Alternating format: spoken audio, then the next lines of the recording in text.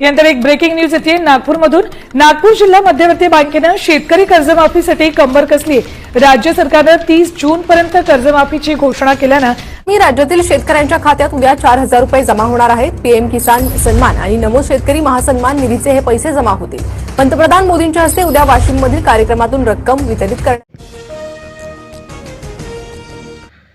राज्यात 4 दिवस वादळी पावसाचा इशारा। कमी दाबाचा पट्टा सक्रिय असल्याचा परिणाम महाराष्ट्रात दक्षिण भागामध्ये पाऊस येणार।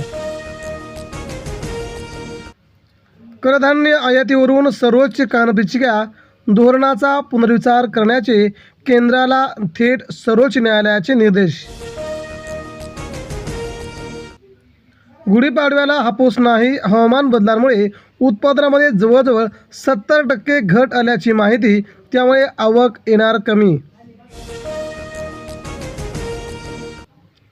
चोख कारभार केल्यामुळे गोकुळ दूध संघाची प्रगती। आमदार सतेज पाटील यांची माहिती। गोकुळ आईस्क्रीमचा प्रारंभ। शेतकरी महिलांसाठी उभारणार राष्ट्रीय जेंडर प्लॅटफॉर्म। ICR ची घोषणा देशभरातील 900 संस्थांना जोडणार। राज्य बँक ठरली UPI स्वीकारणारी पहिली शिखर बँक। जवळजवळ 8400 कोटी रुपयांचा स्वनिधी मिळवणारी पहिली बँक। वैनगंगा नळगंगा प्रकल्पातून फुलणार 83,000 हेक्टर शिवार। 109 गावांचं होणार पुनर्वसन। विदर्भातील जिल्ह्यांना लाभ।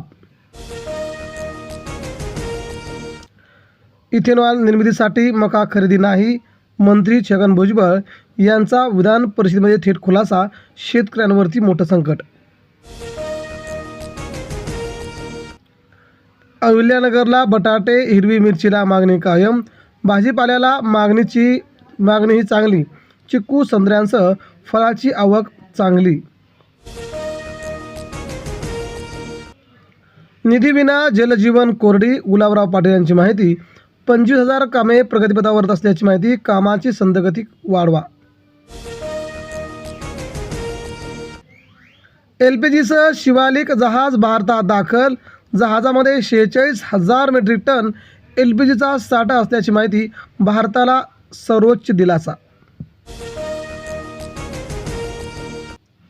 धर्मांतर विधेयक कोणत्याही धर्माविरोधात नाही। मुख्यमंत्री जबरदस्ती फसवणूक व प्रलोभनाने होणाऱ्या धर्मांतराला आळा घालण्यासाठी कायदा। ग्रामीण विकासावरती विरोधकांचे फटकारे। जयंत पाटील विजय वडेट्टीवार यांची विधानसभेत कडवी टीका। आता पाणीदार महाराष्ट्र। दुष्काळाची तीव्रता कमी करण्यासाठी सरकारचं अखेर मोठं पाऊल। मुख्यमंत्री देवेंद्र फडणवीस यांचे आव्हान। पाणी फाउंडेशनचा लोकसहभाग वाढला। घाऊक महागाई दरात सातत्याने होते वाढ। फेब्रुवारीमध्ये 2.13% वाढ। अन्न तसेच बिगर खाद्य वस्तूंची किंमतवाढ झाल्याने सर्वसामान्यांना बसतोय जोरदार फटका। तापमान 40कडे। उष्माघाताचा धोका कायम। आरोग्य यंत्रणा झाली सतर्क। जिल्ह्यामध्ये खबरदारी घेण्याचे महाराष्ट्र सरकारचे थेट दवाखान्यांना आदेश। गॅस दरवाढीनंतर खाद्यतेलही महागले। खिशाला फोडणी। गृहिणी हॉटेल चालकांचे बजेट कोलमडणार।